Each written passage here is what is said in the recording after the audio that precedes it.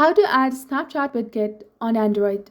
Hi guys, welcome back to our channel. In this video presentation, I'm here to assist you in learning how to add a Snapchat widget on your Android device. Now let's delve right into the process, which is both straightforward and efficient. To begin, long press on your screen to trigger a variety of options to appear at the bottom. Among these options, look for the widgets section and tap on it. Once you're in the widgets menu, you will come across an array of the widgets dedicated to various apps, and you will see all the different apps listed over here. Scroll down until you spot this Snapchat widget, and now simply select and drag the Snapchat widget on your screen to add it. By following the simple steps, you have now successfully integrated the Snapchat widget on your Android device.